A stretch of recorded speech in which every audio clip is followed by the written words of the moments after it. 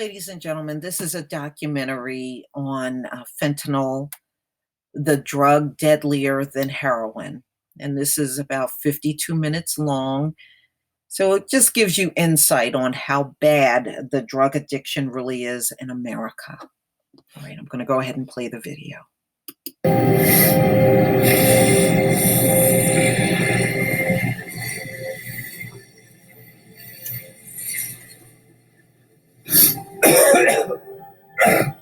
It's never gonna stop. Like never. It's when one dealer gets caught, there's 5 more waiting to take his spot. Like this will never stop. As long as there's a demand for pills, they're gonna keep coming.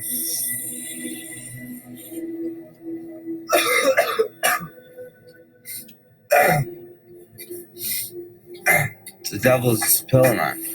For a person that has an addiction of 20 pills a day, you literally have to go and do crime and like, you know what I mean? Steal this, go sell this, and then you start, doing stuff that you never have ever, thought of doing when you were normal, when you were on these pills. 23. It's been 5 years that I've been addicted to these pills. It scares me sometimes to think about what's going to happen. I kind of just live day to day. Panhandle every day, try to make my money. Try and make sure I'm not sick.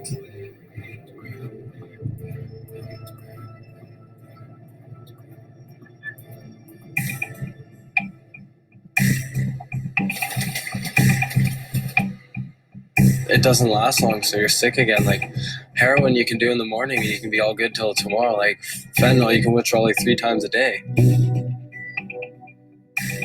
0.5 to 1% of fentanyl users will die. And if we lost close to 300 last year, then we're looking at 30,000. I think we're probably more looking at 40, 50, maybe even 60,000 people using. Most fentanyl people I see are not 30, 40, 50. It's late 20s all the way down to 14. And that's the scary part, especially with how often it kills people versus being able to get into treatment. I mean, the deaths for fentanyl is outrageous.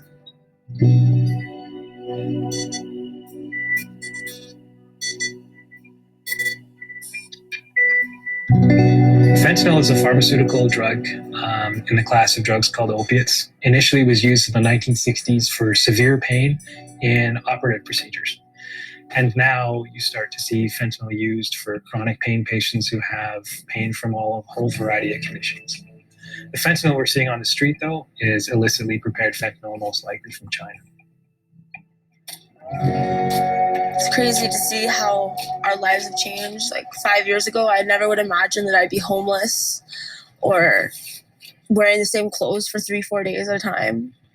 But when you start doing pills, you start to not really give a fuck what people think, because you know that you need that drug, and the fact that it's an opiate is hard because you get sick from it, right? So when you're sick, it's like you'll do anything to get unsick.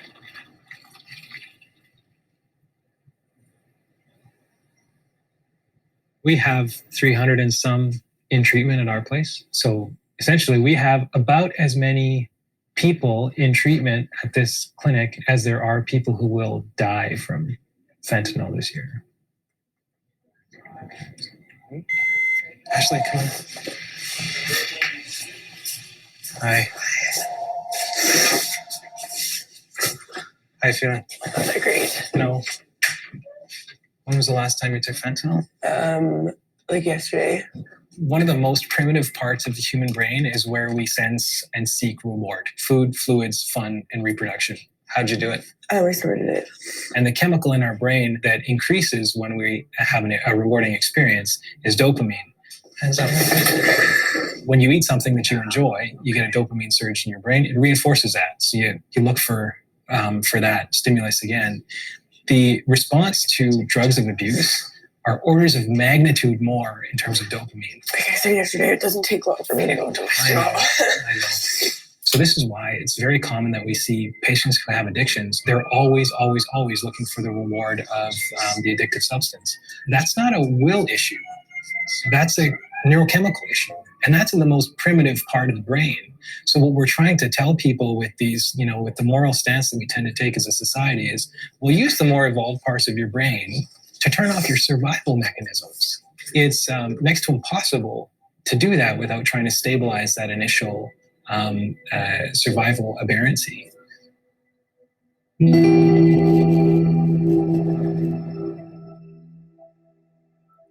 Just remember where you were before you came here, right? Where you told me you was at, and all that pain and sadness you felt every single day. Do you want to be going back to that or not? In 2012, when OxyContin was reformulated into tamper-resistant or an abuse-deterrent form called OxyNeo, there was a bit of a panic because OxyContin was probably the most widely traded opiate on the street, the illicit opiate trade. Had better days, man. I think most people working in addiction were expecting that heroin would make a comeback when OxyContin went away. And that's the worst that I think most of us saw coming. We didn't expect fentanyl to come. What makes you want to get cleaned up? I'm done with this. Like, I fucking hate it. But you got to make sure you're doing it for yourself. You can't be doing it for your family. You can't be doing it for some girl. Yeah. And you got to be ready to go those steps. If you do want to get clean, I can get you into the 1825 program here. Don't you got to be clean already to come here? In your 5 days. But I can't stay clean long enough to get on it. The only way to get to the first point is that willpower, right? Either way, it's gonna suck. I know, that's why I can't do it, because no matter what, if there's a way to get unsick, I'm gonna do it. I can't take it. I'm a bitch when it comes to withdrawals. The withdrawals are pretty much the easiest part of a recovery. It seems like the hardest at the time, but all the work you got to put in afterwards, that's when it gets tough. But you got to get over that first hump. He's nodding off. He knows that it's the right thing to do. He knows that it's what he wants to do, but he's not willing to take the steps to get there just yet. The challenge with people who are addicted to fentanyl is because it's such a powerful and toxic opiate, the withdrawal syndrome is also quite pronounced. I'd rather die than go through the pain of the withdrawals of these pills. Once you do a pill, you feel relaxed, you can function, and you can go through your day. You know what I mean? You can be normal.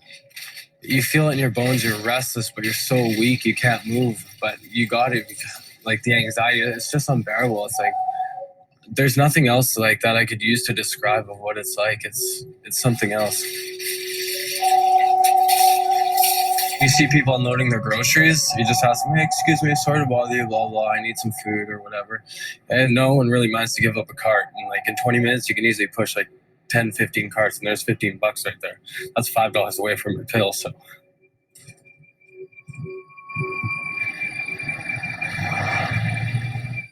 When I was working in a donation center, and I would steal any gold that came in, any silver, any computers, anything I could sell.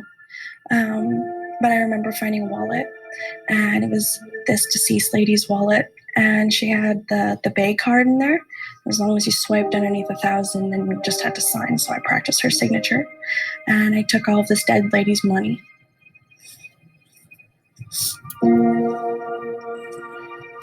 Nope. Locked. I'll panhandle. The only thing I really do. The door used to be open all the time because I don't want to get money. There's something that's going to get me in trouble, I never ever thought that I would ever do that in a million years. I ever think I'd be sitting outside a store with a sign. But again, like I said, it makes you do things that you never do. Man. It's not you. It's not you. It's the drug, right? Yeah. At around 6:30, I go to the Tim Hortons drive-thru and I hold a sign up, and everyone that passes through, they give me change, and I make roughly no less than $100 every morning, anywhere from 100 to 160. I feel bad saying it, but it's all just playing people. You just got to look at the person, read them, and tell them exactly what they want to hear. First, you start doing it just to get high, and it makes, you know what I mean? But eventually, after you start to get sick and then pain, then you need it. And then that's when you start selling your stuff, you start selling your clothes. Eventually you have nothing.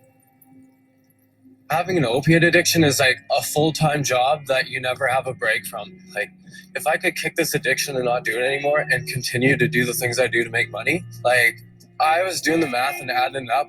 In the last year from doing this, it was like 180 grand. And I'm sure I only spent maybe like 2 grand of that on food. Oh no. Are you serious? I don't know shit. This used to be our house. I heard myself today. I'm getting my shit too. Maybe a change of pants. I heard myself today.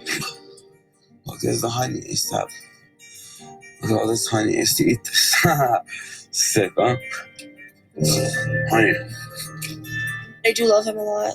When everything gets so bad, you know, like to the point where you're on the streets, it's like you don't even want to be sober because it's like life just sucks. I take your sweater. Oh yeah, my sweater. Like there was a time when he was in jail and I was staying at the DI, and every day I was making like $200 and I didn't have to support anybody but myself, right? So I was getting lots of beans. What else do you do? But I'd rather be with him on the streets than without him on the streets. It's sad. They were charging us $100, and we couldn't come up with $100 a week because, actually, honestly, I would have money and I would be like, "Oh no, I'll be able to get it later," and this and that. And I would spend it on pills, and then eventually, they just got sick of the excuses, right?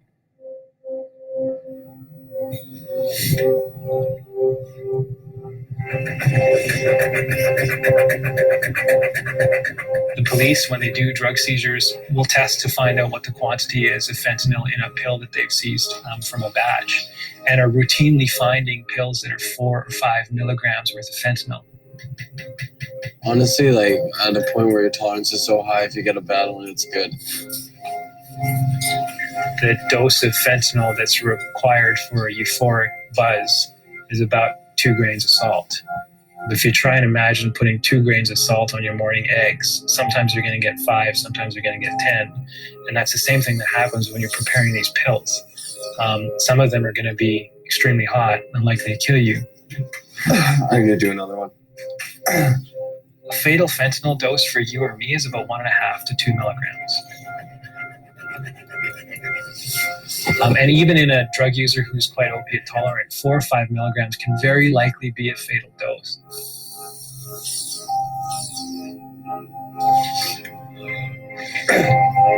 We're good. Hey, Dayton. Hi as I was before. Hi as a bird. Okay. A little pill was controlling me. Like it literally took over my mind and my thoughts to where I pushed my wife away, my kids. I probably spent about 100,000 on fentanyls, maybe even more. Who knows?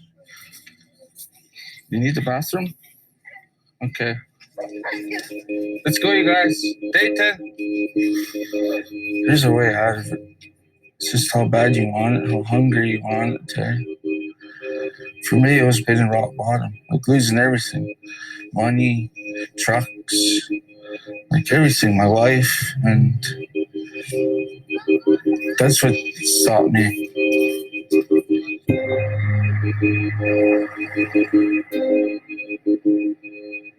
In 5 years, I hope to see myself clean. I hope to have like a beautiful girlfriend. I hope to be working. I hope to have my life on track again. Like, I think about getting clean every single day. It's just, there's not enough resources out here to get us all clean. A lot of us don't want to be clean. A lot of us are okay with this life, but I'm not. It's not for me, but this is where it's got me stuck, and this is what I got to do.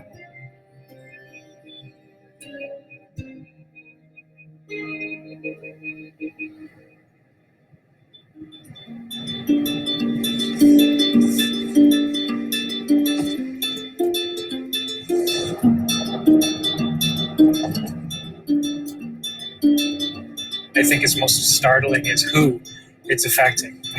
And the answer is pretty much everybody. Young people, old people, soccer moms, divorced dads, investment bankers, people who don't have a bank account, right? New immigrants, people whose ancestors were the first people in Canada. And when a problem starts to affect demographics that we typically care more about, I think we're more likely to say maybe a bad choice was involved, but we can't hang those kids out to dry. Whereas, typically in conservative Alberta, if we had inner city dwelling homeless person who was using injection drugs, we might be less concerned about that. The reality is, they're all human beings.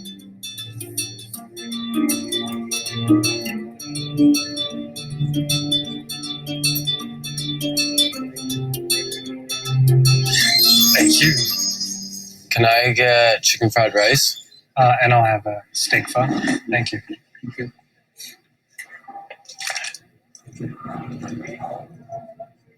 Do you ever worry about dying? No.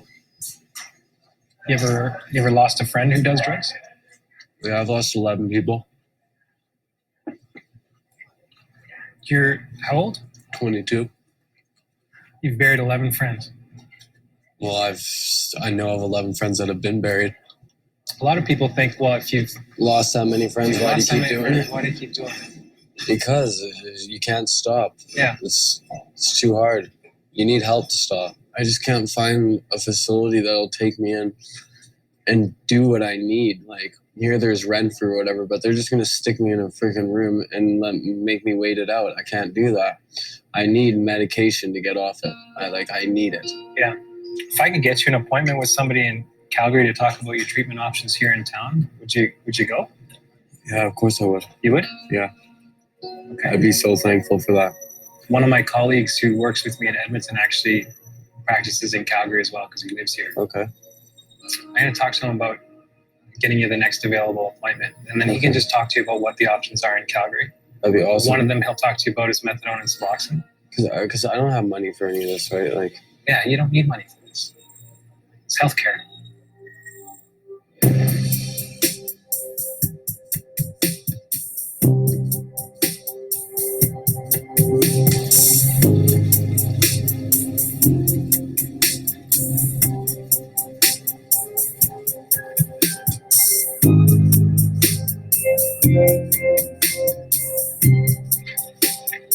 Yeah, we could nice picky pattern piece.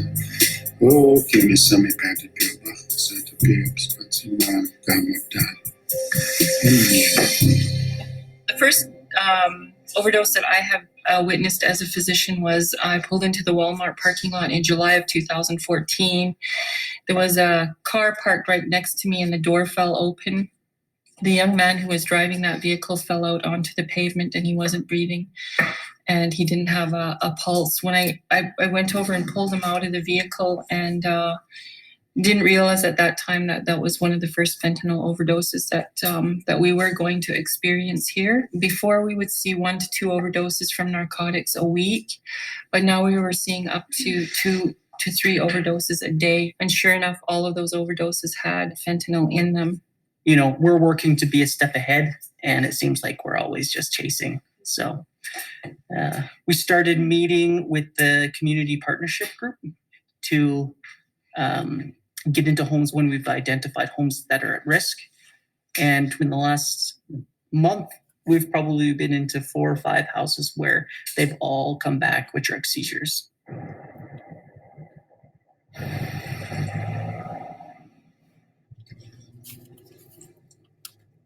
So the first community we'll go through here is Standoff. This is our main community. You'll see a lot of these boarded up houses. We have a mandate to focus on families that are affected by drugs and harboring drug dealers, and we're tasked to go in and shut these homes down.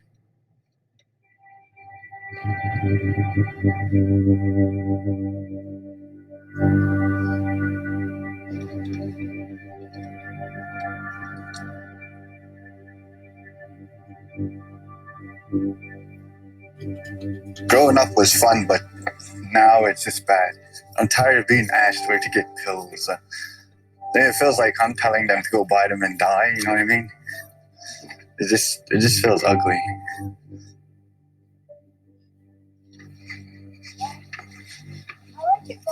I practically know like everybody in standoff. My house is open to everybody. Fentanyl, it's pretty much taking over standoff. Like wherever you go, someone's looking for a pill. Probably 85%, like almost up there. Like pretty much all the standoff. This is my friend right here. He OD'd. Sometimes you just think about these people. Like my cousin Marianne, this first time doing it, she did it at this house with the dealer. And then the dealer like didn't know what to do because she was ODing. Put her in a stroller, a baby stroller, pushed her through the back alley to the back of her house and left her, and they all ran away. And then the ambulance came and she was already gone. Dealers that come into standoff, they don't care about my people. They'll move into a house and then those people get evicted. They'll move to a different house where those people will get evicted. That's all I'm saying. These people that let dealers come in don't think about it. They just think about getting that fix. If we want to make a dent, we got to get rid of all the dealers, all the trafficking, you know. I'm gonna sit up here and see if I can take it down when it leaves. Yeah, absolutely. I'm sure Alert will be very interested in knowing that vehicle's out here. So we just located a target vehicle that we've been looking for a while. There's a bunch of people associated to them that are wanted on major charges right now. So you made that stop? I'm just waiting for additional units there. I can see possibly 2 or 3 occupants in the vehicle. Let's go make that stop. 10-4, we're 17.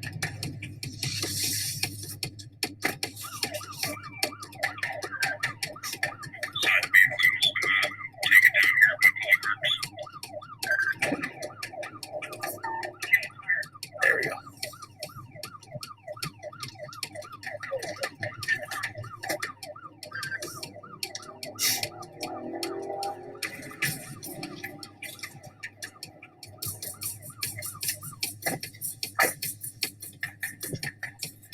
Step out of the vehicle. Do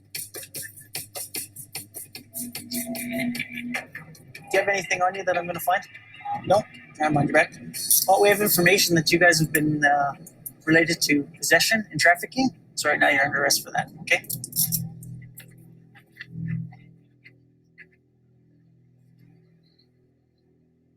The computers are down right now, they just said, so we'll have to wait.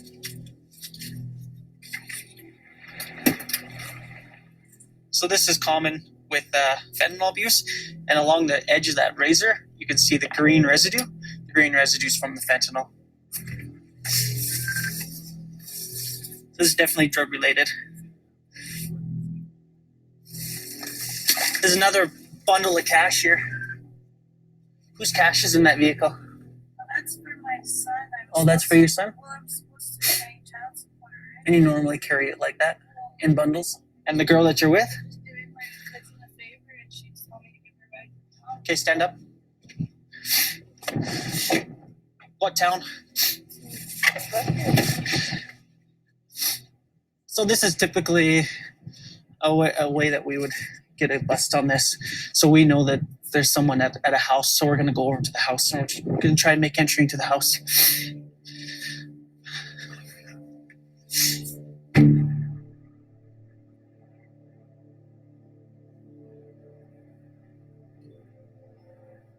You certainly want to hold the people that are profiting from the sale of fentanyl accountable, but at the same time recognize that we need to support the addicts who are addicted to fentanyl. Well, make sure that the dispatcher knows where you guys are working, and so if there's any problems, that we can get uniform support in the area as quickly as possible. Yeah, absolutely. Usually after we do an arrest, we will monitor the drug dealer's phone. And what I've noticed now is the desperation on the other end of the phone. As before with the crack and cocaine and meth, you get one call and they wouldn't call back. With fentanyl, they're calling back a dozen times. Like, where are you? Where are you? I'll give you $100 for one bean. And just like the desperation in the voice is something that I've really noticed with fentanyl, and we didn't have before.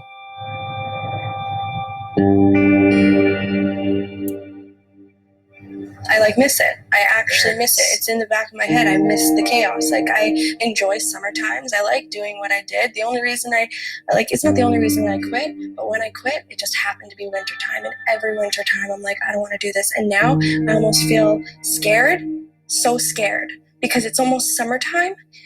And I know that I can get it. Like, I know that I want it. But it's 6 months down the road, and I'm scared of dying. I'm scared that I'm going to do too big of a lie.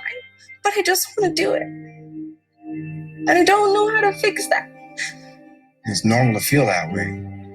The only way to fix that is to let it out like you're doing right now, to talk about it. If you sit there and you keep thinking about it and pondering on it, eventually it's going to happen. You got to share that with other people. There's nothing different about what you're going through than what other people are. The fantasies are still there. The fear is still there. And that's a healthy fear. Use that fear to drive you to do things that make you uncomfortable to better your recovery.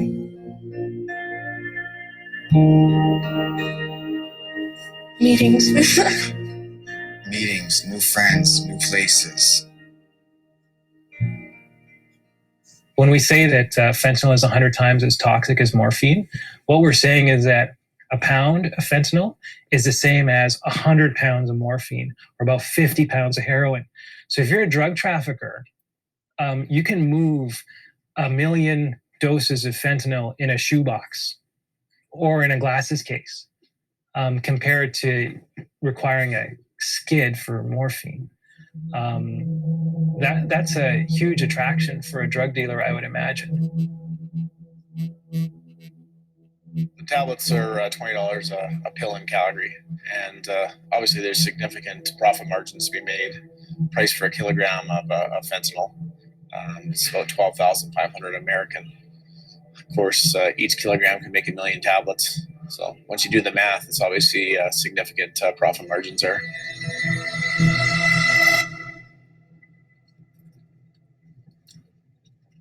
So this person that we believe is at this house, he is a violent gangster.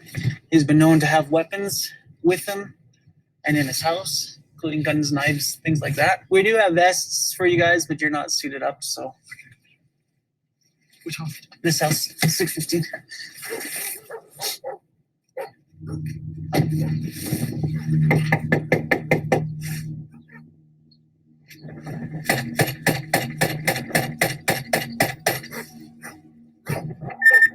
Control Charlie 1, can you give me the number for housing? We're at a house right now where we have a suspected drug dealer. We were informed that he's at this house, 615, and nobody's coming to the door. Can you possibly come give us a hand? Sure, I'll be right there. 615? Yeah, 615. Okay, I'll be right there. Thank you. The homes are owned by the reserve. So they've been given a band council resolution, which is a legal document from the chief and council that says if there's suspected drug use and harboring and dealing from a residence, that they can make entry into that house. These are our locks. They are your locks, eh? Can we try the back door? Yep, the back door is all piled with garbage, but we can give it a try. We're gonna try the back door. Do you want to actually cut? Oh, it's boarded. The last time when we went to the rest on them originally, we couldn't get in here. There we go. Please, coming in.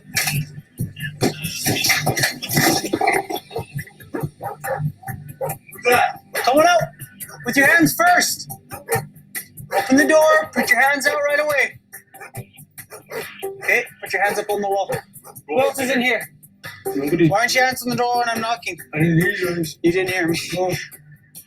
Okay, right now you're under detention.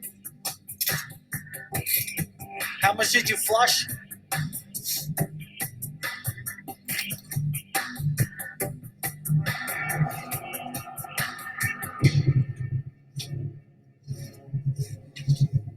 But I got some roaches and stuff in here that I'll have you. Oh, I got fentanyl right here. I think he was just getting rid of it as fast as he could. He's not from here. He has no ties to this reserve. And that's a common thing that we're finding is people come from outside this reserve to this reserve, primarily just to sell and make their quick buck. And then they move on. Another good sign of trafficking, baggies, right? We found fentanyl use, some fentanyl, and some crack. He'd flushed when we came in. So luckily for us, it was still in the toilet. I'm almost positive that there's a lot more. It's probably in that trap in the toilet right now. Yeah, they were going to buy because there was $4,000 Yeah, there was $4,000 that was in that truck. So this had probably tied them over until they're back with the new shipment kind of thing. The housing guy that came out, he's going to come up and he's going to board this house. He's going to evict these people. That's helping us a lot out here because people are scared to lose their house because they lose their house out here. They're paying probably, 1% compared to what they'd be paying in the city or Cardston or Fort McLeod kind of thing. Come here. That's a cute little cat, eh? I don't think we're going to charge our way out of this. It's more education and be able to provide to these addicts an escape. So it's very hard for us to encourage them to give up the get clean or whatever because we have nowhere to send them. That's the main problem we're having.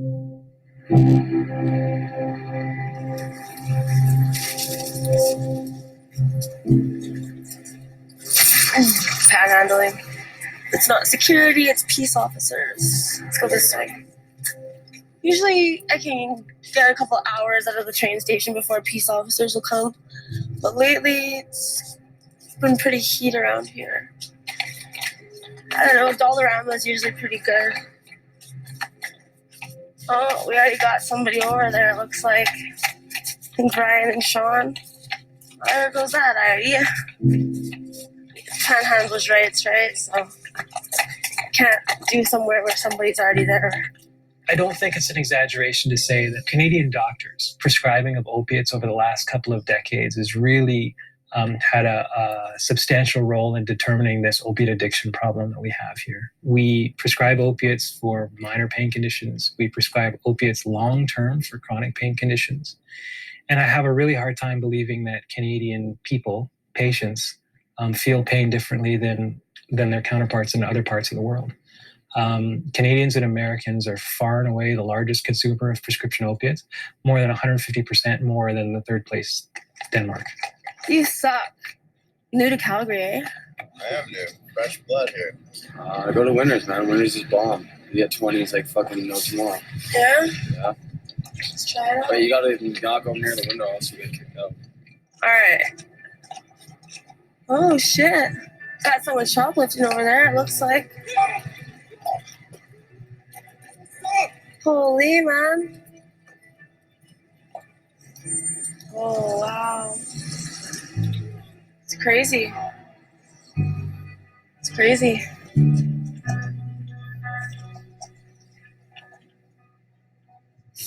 I don't usually do here. It's really embarrassing, but when you have a habit to support, and not only that, but even just to eat, on the streets, what else do you do besides steal, right? I'd rather not, so I'd rather. Thank you. It's okay, it's okay. Thank you. God bless. Making something here, I guess. What's stopping you from doing fentanyl aside from your family? Every time I run into my old friends, they always tell me, like, you can't do this, like, you can't fall down that path. And as much as you're supposed to get rid of your friends that are still addicted and everything, they're kind of like my support group. You care about them, and they care about you. That's my family. They don't want to bring you down. You know how powerful this stuff is. And carry with you a naloxone kit. So naloxone is the antidote for an opiate overdose. You've probably heard about it on the news. Yeah? So there's a number of components. Yes. So what happens when somebody overdoses on an opiate is the part of your brain that tells your lungs to breathe turns off, okay? Because they're not breathing on their own, it's really important to establish an airway for them. And the way you ventilate them is you use this mask, you plug their nose, and you blow into their mask. If they don't come to, that's when you're going to use naloxone. So naloxone is given by injection, because if you were to take it by mouth, it's not going to work. So you're going to take the top off of the naloxone vial. You're going to draw up the contents of this. hold it like a dart, pop it into the thigh. Okay. And then you're going to plunge down on it slow and steady. By that time, hopefully emergency help will have arrived and you've bought the person a lot of time.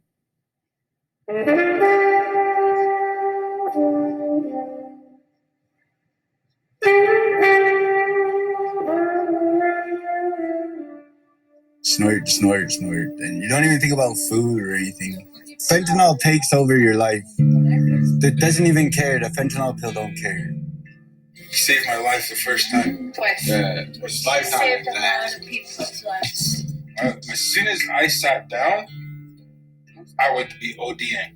I had to move to not OD on that stuff. Yeah, I walked in, this guy was sitting at, where was it, in the living room or on the table? No, the first time was on the table or in the living room? It was in a tub. It was a tub, eh? Yeah, you guys had to pull me out of the tub. Yeah, I remember I was like waking up in the hospital. Oh, it was like calling for Darcy.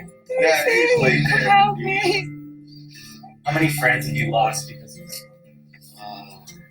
Stephen, Brittany. Does that include family too? Everybody. Everybody. I lost like 4 people. Brittany was an OD. There's Marianne. My auntie. My auntie and uncle. Oh, my brother and sister, Tim and Roxanne. They passed away together. They died together sitting at the table. That's so wicked, eh, that they died together.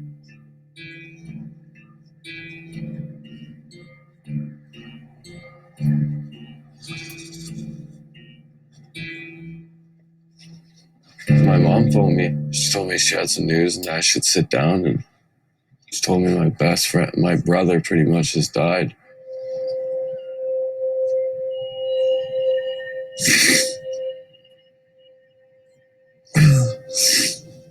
Well, like, the doctors, the autopsy, like, he had fentanyl in his system. He's just been to all these rehab centers, like, time after time, like.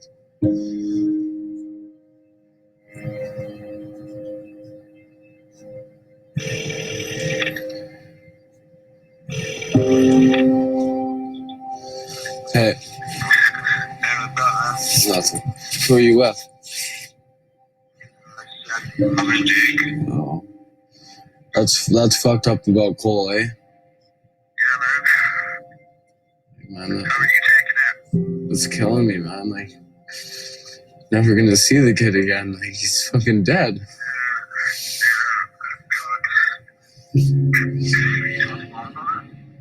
A little bit. She's gonna call me back later tonight.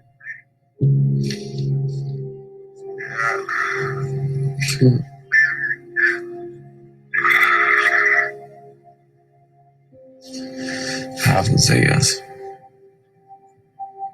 That shouldn't have happened to him. It's been 12 friends in 2 years. That's a friend every 2 months.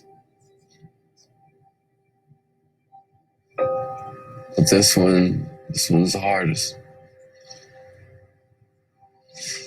Like, I think about him all the time. Like, I couldn't wait to see him again. And I'll never get to see him. Like, I haven't seen him in like a year and a half, 2 years. All because of this. I'm stuck in Calgary. I'm trapped here. I can't leave. I can't even go to his funeral, man. Like, I can't. Can't go see his family, like, give my condolences. I just have to stay here, dude. Stuck on fentanyl. So what's it gonna take to finally, like, break free from this, like, grip?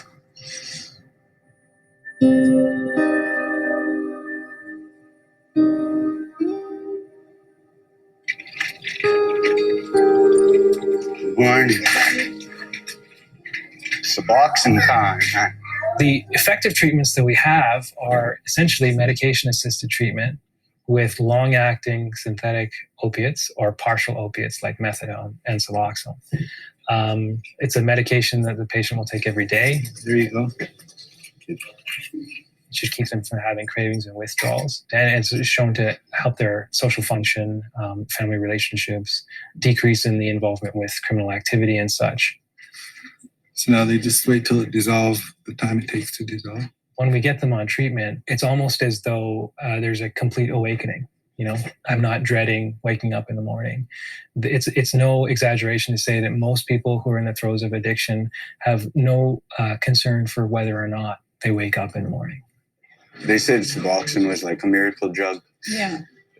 Well, I think it is. It changed our life. Yeah.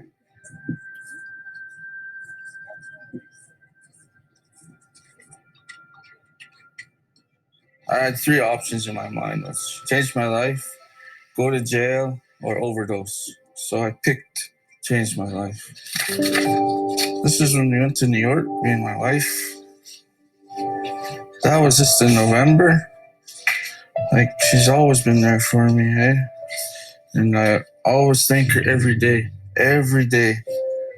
I tell her, thank you so much for changing my life. I wasted time that I couldn't get back for my son and my daughter. And like, I missed maybe about 2 birthdays with them. And now that's what motivates me, is to get even better, be stronger, be a stronger person. Give them a dad,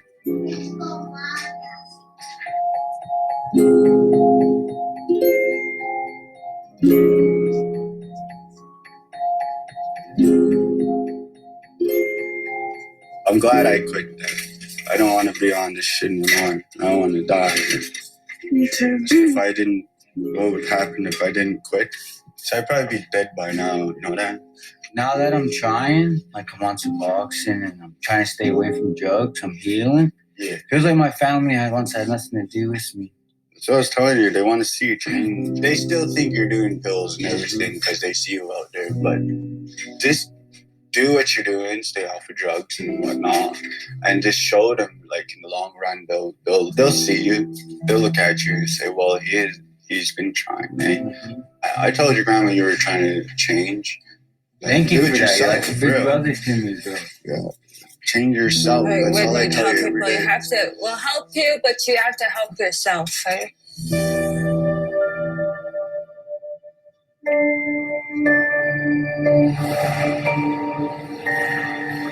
I've shot up crack, meth, heroin, morphine.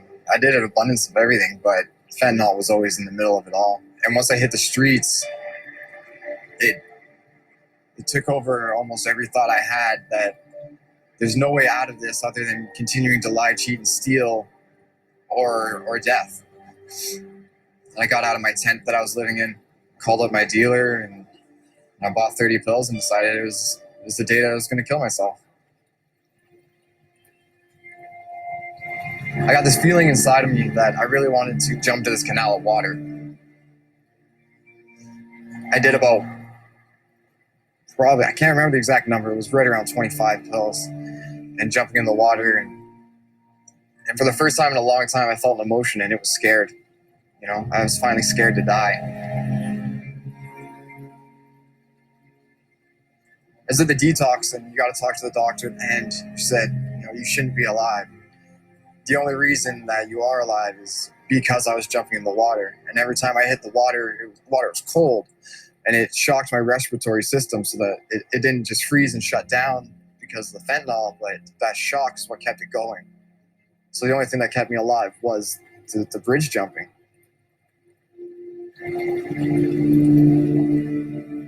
Now, a big part of it plays into the treatment I got at the Dream Center. I finally felt that I mattered. And that was one of the big driving forces to working at the Dream Center, which is what I do now.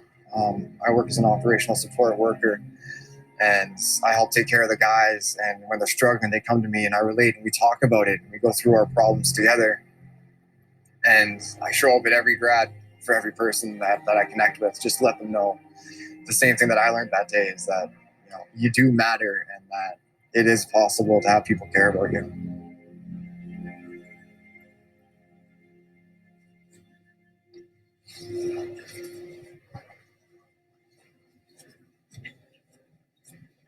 It's been going on like almost 3 years now. Okay. Yeah. All right. So at the the clinic that I work at the Opioid Dependency, or ODP, we offer a combination of either methadone or Suboxone. Do you know anything about either of them? A little bit.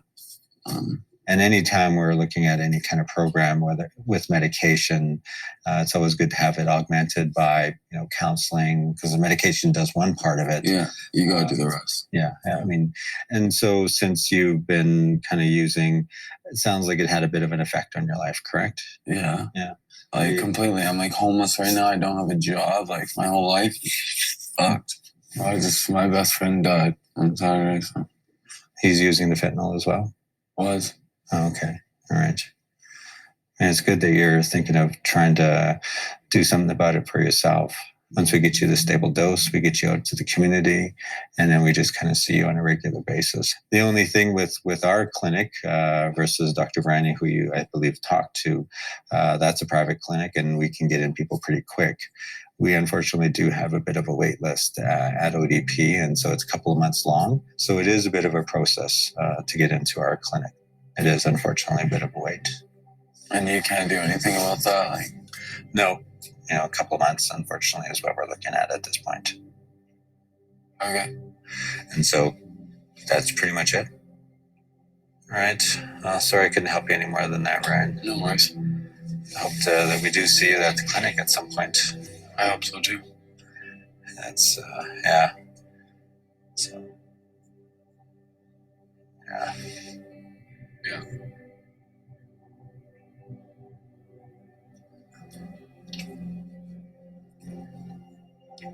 It's just like, fuck, there's no help out here. It's fucking bullshit. Unless you got like money. It's like, what fucking drug addict that has to do drugs every day has money? It's frustrating. Like, I'm sure if his fucking kid was on opiates, they'd be in there like fucking that. Go get high, obviously. What else is there to do? Like, I'm just back to where I started. I don't have any extra hope anymore. It's just is what it is from before we met.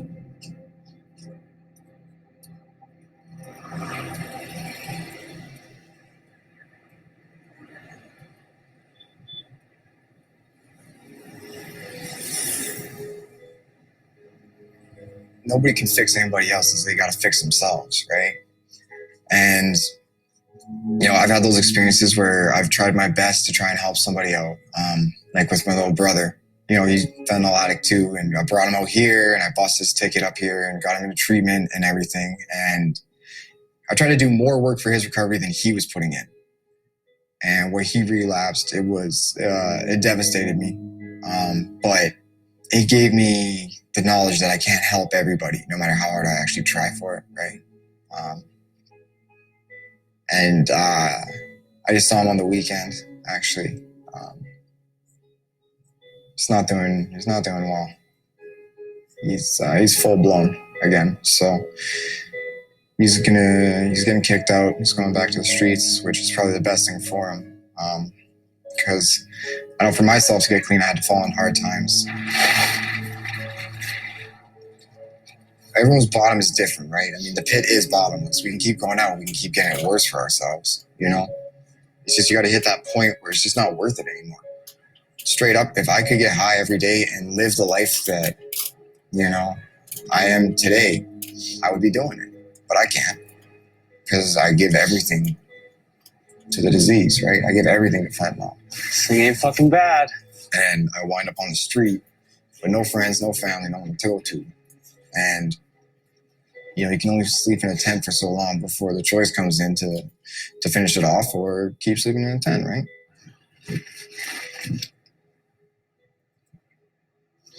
Fuck yeah, this is dope.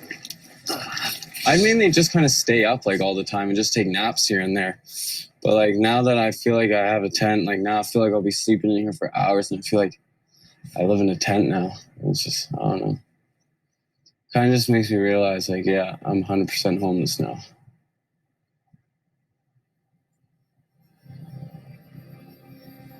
Like I'm definitely not happy with where I'm at in life and I don't enjoy this whatsoever. Like I might seem happy and whatever, I try and make the best of what like it is, but it's killing me and it's killing my family. I miss my friends. I miss like my normal life. I miss working every day. I miss being free. I hate being a slave to this. So I don't want to do it anymore. No, there's no one to blame but myself. I'm the one that started doing them. I'm the one that continued doing them. The one that forced me to do it.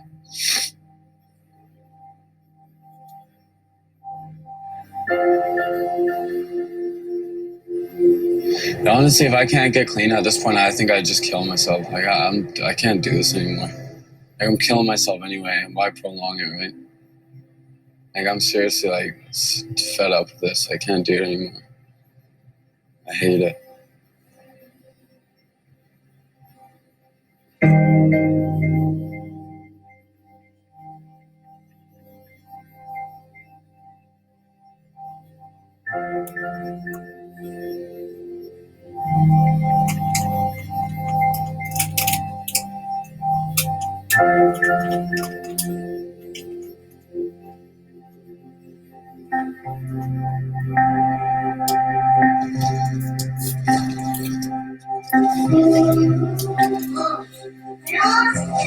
Instead of buying fentanyl this year, I quit. I saved up to go to a trip to Hawaii, and they enjoyed it. Hey, my kids, my wife. Hey, this was the best time here. It was me and my son. Hey, that's when it really hit me. I'm standing here from a year ago. I was down and standing off, just walking around. Lost my truck, lost everything. I had no more money. Thinking, how am I gonna get my next fix? Eh? And then just the time with me and my son standing there, that made me really happy. Eh? You know, that's what helped me. Is thinking about it. From a year ago to where now, like I honestly thought I wasn't gonna change. I thought I was gonna keep smoking cigarettes, all that. But I've quit everything. I quit everything. Now my next goal is to just get off Suboxone. That's the next step.